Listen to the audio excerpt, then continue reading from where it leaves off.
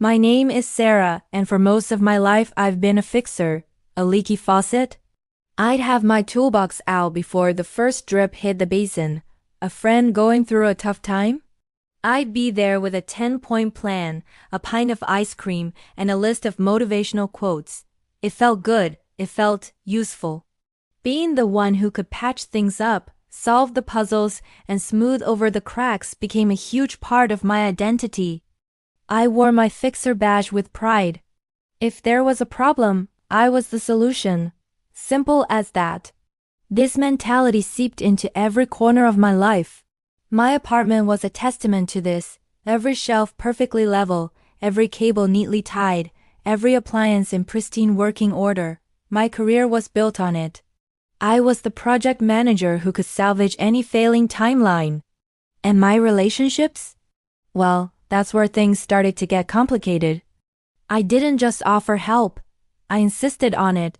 I saw my loved ones as projects, a series of problems that needed my expert intervention. My sister's messy love life, my dad's stubborn refusal to upgrade his ancient phone, my best friend's career indecision. I had a color-coded binder in my mind for each of them, complete with flowcharts and potential outcomes. I genuinely believed I was doing it out of love. I wanted to see the people I cared about happy and successful, and I thought the fastest way there was through my guidance. The turning point came on a Tuesday. I remember it was raining, one of those relentless downpours that seems to wash the color out of the world. My younger sister, Chloe, called me, her voice thick with tears. She and her boyfriend had broken up. Immediately, my fixer brain kicked into high gear. I told her, "Don't worry, Chloe. It's for the best. He was never right for you anyway. Here's what we'll do. I'll come over, we'll delete his number, block him on everything. And I've already found a new pottery class you can join to take your mind off things." I was ready to swoop in and save the day. But instead of the grateful sigh I expected, there was a long, heavy silence on the other end of the line. Then, Chloe's voice, quiet but firm, cut through my enthusiasm. "Sarah," she said, "I don't need you to fix this. I don't need a plan. I just need my sister to listen. I just need you to say, 'That sounds really hard,' and sit with me while I cry." Her words hit me like a physical blow.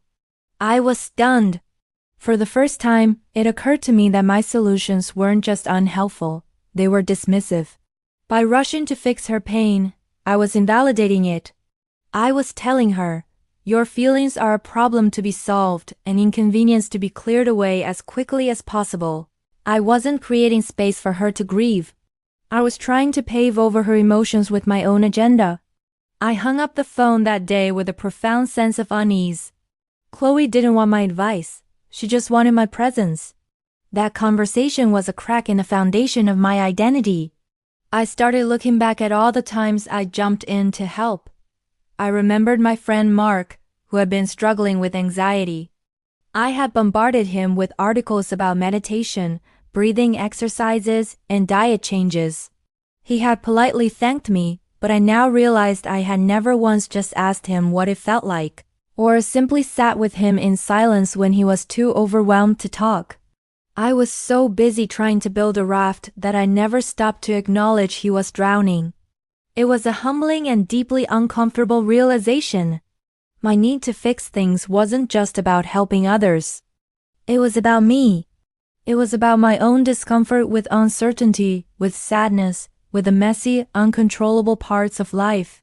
I couldn't stand to see a problem I couldn't solve because it made me feel powerless. By fixing others, I was trying to control the world around me, to make it neat and predictable, just like the cables behind my TV. So, I decided to try an experiment, a radical one for me. I decided to just stop. I put away my metaphorical toolbox. When a friend called with a problem, I took a deep breath and listened, really listened. I didn't offer advice unless they explicitly asked for it.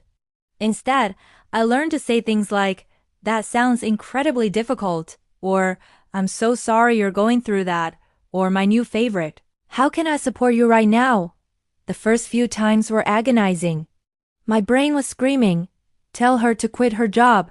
Tell him to go to therapy. You know what to do. It felt like holding my breath underwater. But I resisted, and something amazing started to happen. My relationships began to transform. Chloe and I grew closer than ever. Our conversations became deeper, more honest. She started sharing things with me she never had before because she finally knew I would listen without judgment or an immediate action plan. My friend Mark, seeing the change in me, started opening up about his anxiety in a more vulnerable way. He didn't need my amateur psychoanalysis. He just needed a friend who would say, "I'm here for you, no matter what." He found his own path to a therapist in his own time, and I was just there to cheer him on from the sidelines. I learned that true support isn't about having all the answers, it's about presence. It's about holding space for someone to feel their feelings, to find their own solutions. People are not broken things to be mended. They are whole, complex beings on their own unique journeys. My job as a friend, as a sister, as a person, isn't to chart their course. It's to be a lighthouse, offering a steady, quiet light, letting them know they're not alone in the storm as they navigate their own way to shore. This shift wasn't just about my relationships with others. It was also about my relationship with myself. I started to apply the same principle to my own life. When I felt sad or anxious, instead of immediately trying to distract myself or fix my mood, I allowed myself to just feel it. I learned to sit with my own discomfort. And in doing so, I discovered a strength I never knew I had. It's the quiet strength of resilience, not the loud, frantic energy of repair. I realized that some things don't need to be fixed. Some things just need to be felt. Some wounds just need time and space to heal. A scraped knee doesn't need a complicated surgical procedure. It needs to be cleaned and then left alone to mend itself. Emotions are much the same. Today, my life is a little messy.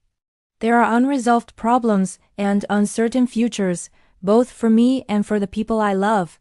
And I'm okay with that. I've learned that not everything is a nail waiting for my hammer.